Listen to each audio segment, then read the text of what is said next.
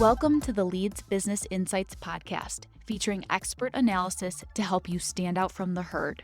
My name is Amanda Kramer.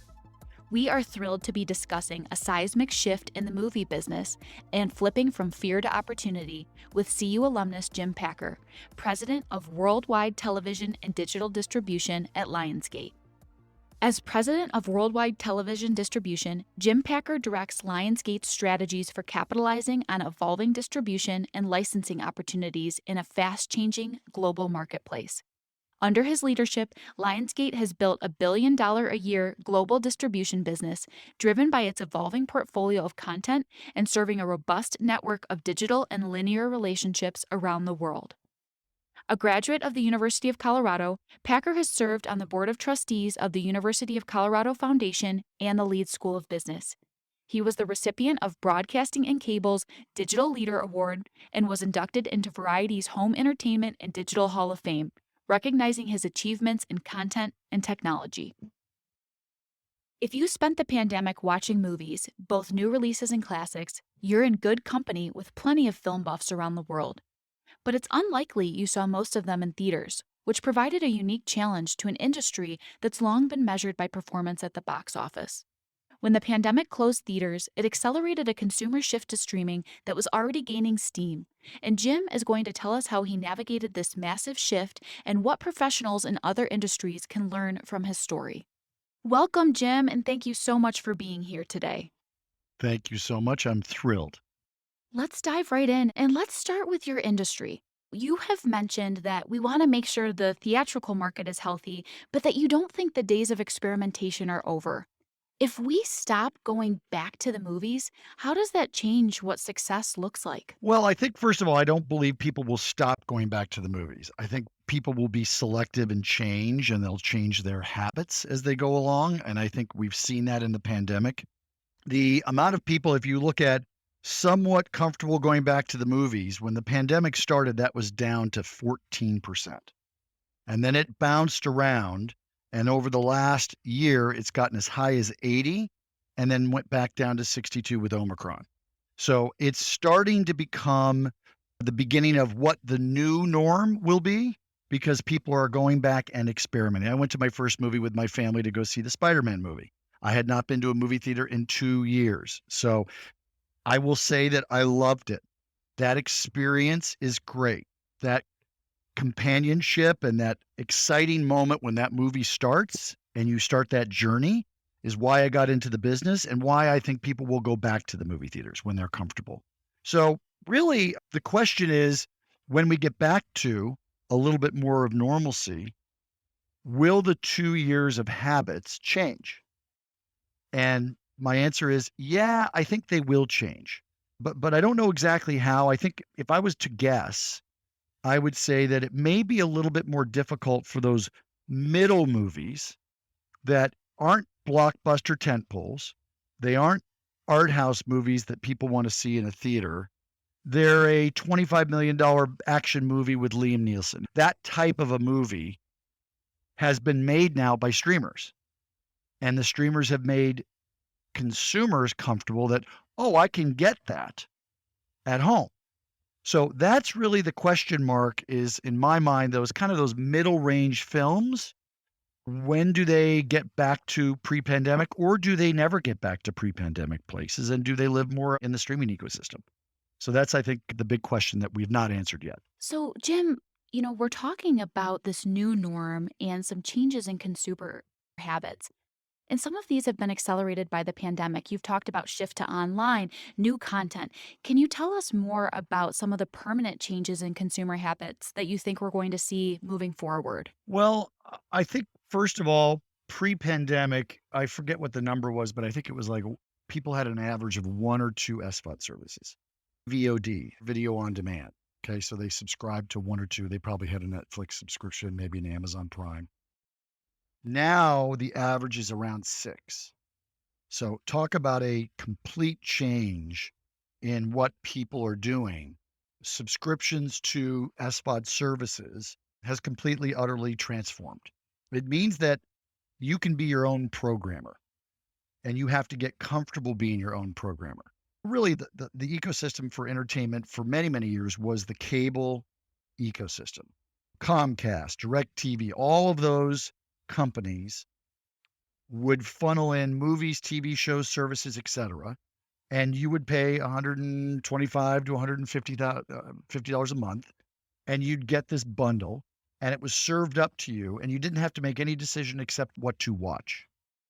Cut to today, people have been home, they've cut the cord a bunch, they've had to save money, so they've had to become their own programmer. In my mind, it's an exciting challenge. So we have to think about when we're licensing content to which streamer, you have to think about their audience and what audience goes to their platform and where does content fit? Is it a customer acquisition tool or is it a piece of content that helps churn? Meaning people don't want to, turn out of a subscription. The way I license content has changed because of all these services. So 5 to 7 years ago, when I took out a show like Weeds, which was a classic show on Showtime, most of the competition was about exclusive. I want Weeds exclusively on my platform, right? Because everybody was trying to differentiate their platform. Now it's changed a little bit. And because people have 5 and 6 different services, they want to make sure that when you go into their service as a subscriber, that you're getting a full complement of things that keep you around, that make you happy about your subscription, that make you want to continue.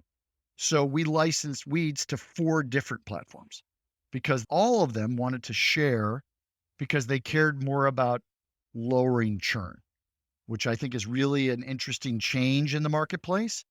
And it really spurred on because of the pandemic and the fact that people have about 6 of these.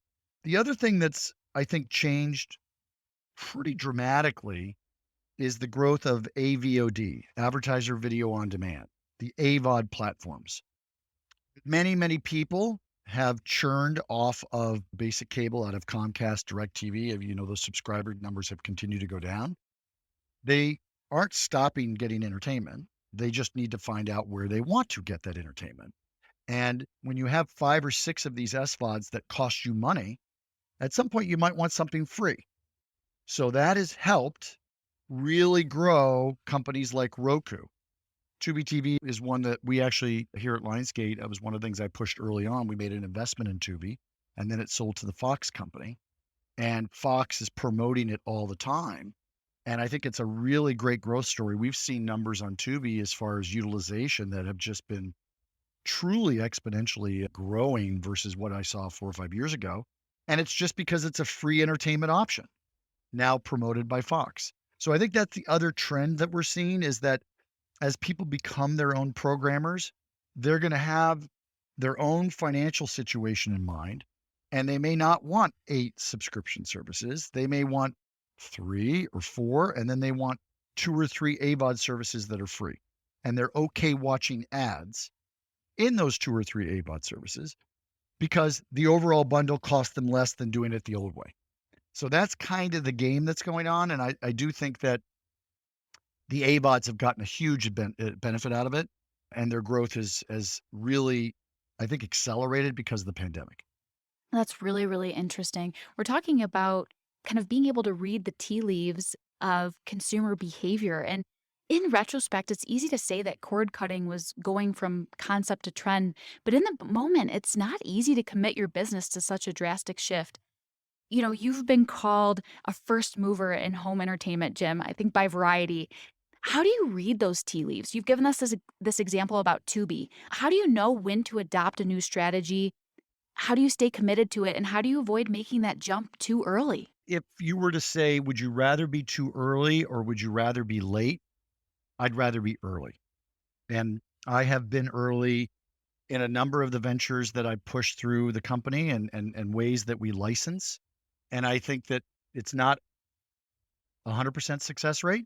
Sometimes you are too early, but if you wait and you're late, you can sometimes miss a trend. And then it's a little bit harder to get deals done or product out in the marketplace. With AVOD, I saw the Tubi platform as a really interesting company. I saw some of the data coming through on our rev share early on when these AVOD platforms were growing. they didn't license content, they did revenue share. So you'd get 60% of all the advertising that they sold. And so you got a lot of data from that. And I saw some really interesting numbers, enough to the point where we invested in Tubi. And one of the reasons we invested was just to learn about the AVOD space and understand what was working, what wasn't working, what content would be smart. And then I basically would use that data with my team, and that would inform how we could be a first mover with Roku. How could we be a first mover with Samsung? How could we be a first mover with IMDb TV? Do you do new content? Do you do series? Do you do older films? What do you do? And what content is working? And maybe you get a year and a half jump over everybody else versus waiting till the end. But that can be meaningful in a revenue standpoint for a company like ours. But there is no magic on when you go early or when you don't. I think part of it is, for me, I still love the aspect of it's your gut. A little bit is your gut. I was one of the first studio executives to put a movie on YouTube, a professional movie, because at the time, YouTube was being scrutinized and people were very upset, including Viacom had a lawsuit because of piracy. And I made a legitimate deal, put legitimate content up. It wasn't the best content. It was B's and C's. But I made a decision that I wanted to be on YouTube with movies. And I remember it was something hilarious. It was like 75 articles were written that MGM at the time put movies on YouTube, even though there's piracy. And it was like, no, they had geofiltering. They paid us. It was a good deal. So it's no different than any other platform. We just were first. So it's just kind of an interesting situation, and you have to pick your process, if you will. And when I do something early, sometimes I'll wait to go to the end if it's something really risky for the company. Like, as an example, I don't think Lionsgate would have been the first studio to take the risk of putting movies on HBO Max at the same time they're in theaters. That was a big risk. And for a studio our size, we needed to wait to see how that went. But other things you can do early. And you just always have to make sure the deals are short so that if you're wrong, you don't get into a long-term problem. In the past, you've talked about Netflix, and their original business model was delivering DVDs by mail. And they came to you when you were a distribution executive and they said, "We want you to sell us everything you cannot sell," which you said was music to your ears. And you gave them the bottom of your catalog and you took what you called the short money. You said there were a lot of lessons that came from that. Can you tell us more about what you learned from that experience? I think the first perspective is I think all the studios took the short money. We all looked at that and said, wait, rarely do you get a buyer that comes in and says, what can't you sell? Why don't I just buy all of that? You don't get those calls very often, right? And it's obviously very easy when you get them. But what I realized, maybe in hindsight, is they knew something we didn't. They knew that when people came into a Netflix queue, they didn't just always buy the most popular movies. They had all the data, and they realized that deep catalog got rented as much as the new movies. Because it was by mail, you could get anything you wanted. It was a subscription. So when people don't have to pay for that particular movie, they get it as part of all you can eat. They can go, I remember that old action movie that I watched with my brother, and let's rent that next week. That just happened to be that person's unique situation where they remember a particular older movie, but Netflix knows, oh, wow, they like those older, deeper catalog films. I think now when somebody comes in and says to me, hey, I want to license something that you don't want to license or you can't license very well, I'm going to give it a little bit more thought and not look at it just as, hey, this is a quick land grab of cash. You got to look at it as, well, what are they doing with this content? And what are they really planning to do? And what could they build on the back of my content? I think that, moral of the story, when somebody says, I want to license stuff that's cheap and nobody else wants, ask a few questions. That is great. And thank you, Jim, for taking us through that journey of a decision that helped you glean a lot of learnings that you applied moving forward and makes you say, hey, I'm going to look at something and ask a few questions and think about it differently and think, where might the value be in that? Okay, Jim, I'm going to name a hit from this year that a lot of listeners watched on Netflix, and I want your reaction to it. Squid Game. First of all, have you seen it? I personally have not seen it, I'm sorry to say. It's crazy. It's crazy. And that is an example of the change of our world.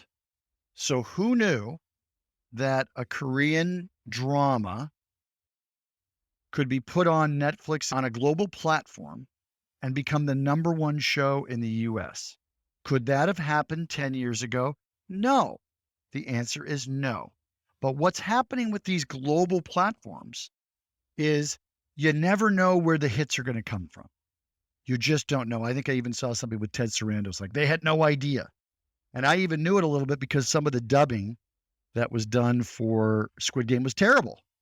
Yet it still was compelling, and I still loved it. And I would tell people, you got to watch this. So I think what's happening now is the world has changed and we're comfortable watching Squid Game at home, right? We're comfortable watching Narcos, even though there's maybe no English. And I think that's one of the things that's changed is we're more of a global world now. I got my first experience with that phenomenon with a TV show that was done for Spike called Blue Mountain State. It was a bunch of fraternity football people, R-rated, and American football, as crazy American football as you could ever get. We sold it to Netflix, and ultimately it ran in multiple countries all over the world. Nobody thought that American football would take off at all because the real football happens over there, not American football. And then we did a sequel, a movie, a 2-hour movie that we distributed internationally. And all of a sudden, I remember looking at the Apple chart, and this Blue Mountain State movie was number one in like Sweden and Norway and all these countries. It was the number one movie on Apple. And I'm like, I don't understand this. This is an American football movie. This is like a smaller show on a smaller cable network. But what it showed is that in Norway, in Sweden, they had watched Blue Mountain State on Netflix because they didn't have to pay for it. It was part of their subscription. It had dubbing or it had subtitles, and they got into it. And they said, oh, this is kind of interesting. I kind of like this show. And then when a new movie comes out, they said, I'm going to go buy that because I watched the other one and I think it's kind of fun. People get the ability to get serviced up content that they might not normally see. And because they don't have to make a buying decision on every piece of content, because it's an all-you-can-eat scenario with SVOD services, you can sample something. And if you like it, you can stick with it. And if you don't, you can just go to something else. And I think that's one of the real benefits. And I think that's ultimately why Squid Game caught on, because it started to trend. People started talking about it with the old word of mouth. And then next thing you know, it was number one around the globe. An incredible example of globalization and this word of mouth, things picking up very quickly online. We're just seeing different trends than we may have seen in the past. That's exactly right. You talked, Jim, about your gut. And I think one piece of the gut, the risk tolerance, you have mentioned before that across your career, you have intentionally expanded your risk tolerance. Can you tell us a little bit more about that and how you leverage that to flip from potential fear to opportunity? Well, I think in my career, I would always try to learn the next aspect of the entertainment distribution business. So when I started, I worked at the Walt Disney Company and I was doing local television syndication. And I was there for 15 years. And that was at a time when you used to sell sitcoms to local TV stations in each city of the country. And so we would sell things like home improvement and stuff like that, that we would go out and come up with a plan and we'd license it. But I noticed as I was in the middle of my career that the cable business, USA Network, TBS, TNT, those particular networks had started to really, really grow. And then I also noticed that some of these tech companies were really exploding, like Apple and Amazon. And I had to make a decision. I think this is where, on a personal basis, you have to make that decision, which is, do you stay with what's comfortable and do you stay at a company you've been at for 15 years where you're really comfortable in your job, or do you put yourself in a learning curve? And that's what I did when I left to go to MGM. I had a lot of people call me and question me. Why would you go from the Walt Disney Company to MGM at a time when MGM that was rumored even for sale? And I said, because I'm going to learn everything I can about transactional business, about the subscription video on demand business, about the pay business, about, basic cable. I want to learn all of that. And I want to start to learn international. And I learned Canada at the time. I took over Canada and started to learn how a different country would treat content, especially a country that was right on the border that protected the Canadian producers. So I took that chance because I figured long term, and I think every career you have to take that moment where you say, you know what, might not be as much money, but it's going to teach me this, or it might be a different kind of company, maybe a little bit risky, but I'm going to learn Y and Z. That is important. And so each one of those little risks along the way put me in a position where I could get a wider canvas to learn more. And then ultimately, for the pandemic, it's paid off really tremendously because all the windowing strategies. When do you take a movie to market? When do you take a TV show to market? How do you sell it to one person? Do you sell it to four? All those learnings were put to use during this pandemic because people's utilization of content at home went up tremendously. I was looking at it. If you look at the impact of COVID on at-home entertainment, the percentage who did each activity more during the pandemic. Listen to these percentages. Stream movies on SVOD, 62% more than they were doing before the pandemic. Stream TV shows on SVOD platforms, 59%. Watched videos on YouTube online, up 52%. Good for Google. Rented or purchased movies, up about 40%. And then watch movies on demand, up 36. So there's not a category of content consumption that didn't go up during the pandemic. And so that's when you're managing a company's library like we have with John Wick and Hunger Games and Weeds and Mad Men and all these great pieces of iconic IP, where you put those, how you license them, when you do that, when everybody's home and can watch it is really the game. That's the fun of it. And that's what we've been able to put to use by, just having a skill set that has expanded over the years. Absolutely. It sounds like you've been adding skills to your skill set over the years, time and time again. One thing that I think would be interesting to understand is, did you have an end goal in mind, Jim, or did you just continue to gather this information, this experience, and then leverage it as you saw opportunity to do so? I didn't really have an end game, but I had a fear. And the fear was, if I'm not smart in a particular discipline, when all the disciplines are colliding, it could be a bad thing for my career. So I really had a drive and a focus to make sure that as I saw certain patterns in distribution or content consumption, that I would try to learn about it. I would really try to learn about it, or I'd try to be a first mover when I could. It really just helped me along the way because I think with the entertainment business, especially, it's just hard to predict what's going to happen. Look what's happened over the last 2 years with SV. The pace of change over the last 2 years versus the previous, call it 5 to 10, has been exponential.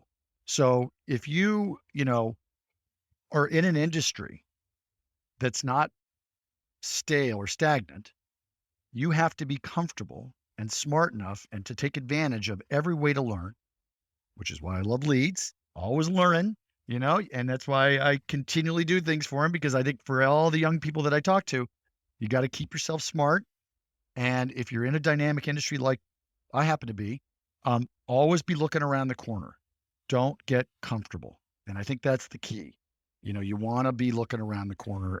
And I think a lot of businesses, quite frankly, during the pandemic that have nothing to do with entertainment, other people's businesses had the same situation. If you were, in the hotel business, you were in the cruise business, it doesn't matter what business you were in, you had to reassess it. Think about the people that are in the movie business, the movie theater business. We had a movie theater down near us in South Bay, and it's closed.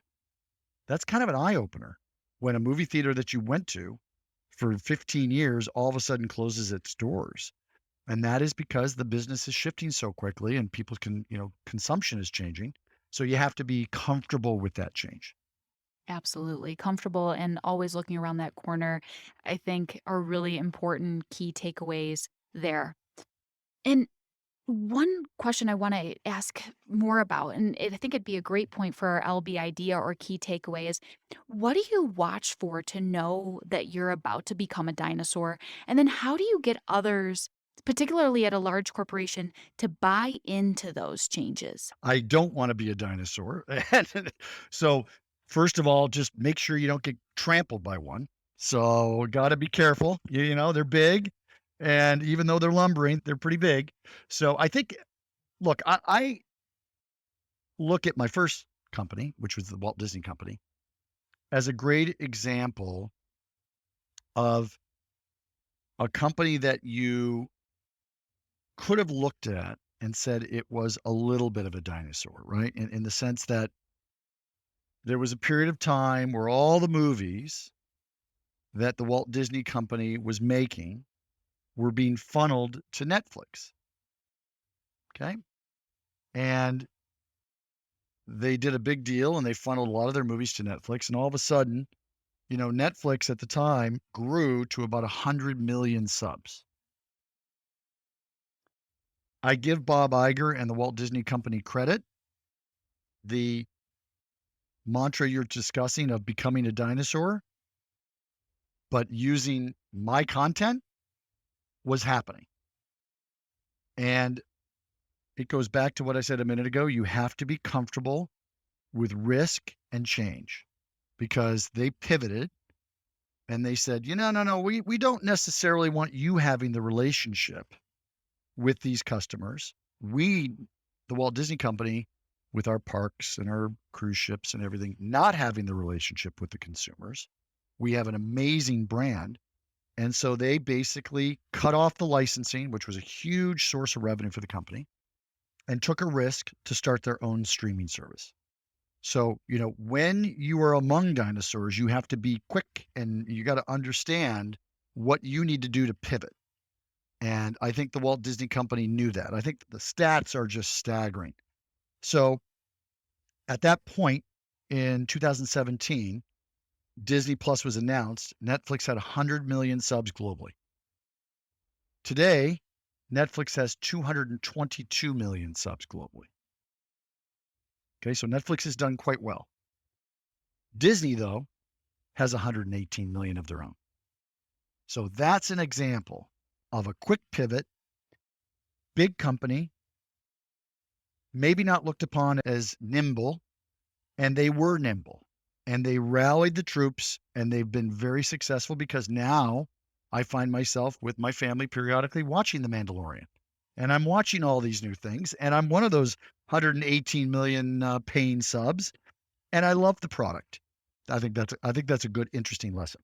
That's incredibly interesting. And to your point too, Jim, you mentioned earlier how much you value data and leveraging data from both your failures and your successes.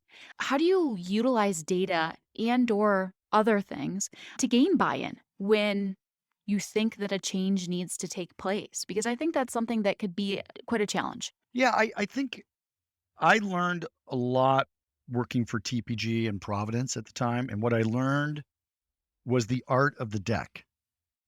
And it's an art. Taking all the data and telling a story in a PowerPoint, in a deck, is one of the more critical skill sets that you need in order to get people to change. And there's a lot of, I talk about it with my team all the time. Like I put them through, I give them the opportunity to get classes in it because, doing the PowerPoints, you think, oh, that's pedestrian. I'm not going to just put together the PowerPoint. Mm-hmm. Oh my gosh. When I see one that's well done, it sings and it tells the story. So I say to my team all the time, first of all, what's the story you're selling? What's the story you're telling? And then don't sell too much. One of the key things to me, when I see a deck where they're selling me, I don't like it. I start to get my So, well, is this real? Let the data or the presentation do the selling. Don't overdo it.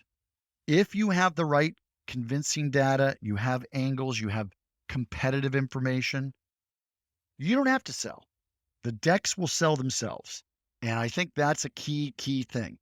The other thing I say to my team that's important is when you have a deck, always remember you may not be there to present it.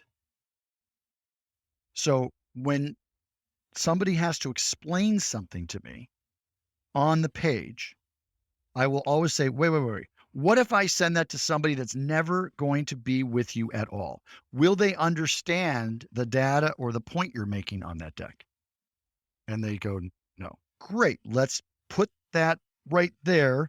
So when corporate development gets it, or lucky enough, it gets to our CEO and we aren't in the room, it explains why the data actually matters. So I think that, data to me is only as good as you can put it in a fashion that people can understand. They can walk away with a point of view, even if it's not your point of view, but they may make their own point of view, but they get the information they need. And then if done well, it makes it easy because they don't feel like you're selling. They can see the trend and hopefully you get buy-in. And so I think that's been also accelerated because of the pandemic, because think about how many decks you have to use now. I don't have as much brainstorming or kind of community time with my team. And I really, quite frankly, miss that. But we've had to, as a group, get better at decks because that's a lot of times the only way you're presenting new business ideas. Right.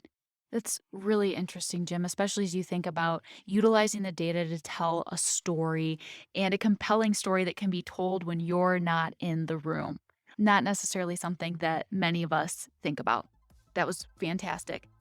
Thank you, Jim, so much for your time today and for your generosity in sharing all of this information with us. I enjoyed it. Thank you so much. Thank you again for listening to Leeds Business Insights, and a special thank you to my guest, Jim Packer. Don't miss a single episode. Subscribe to Leeds Business Insights wherever you get your podcasts. See you next time.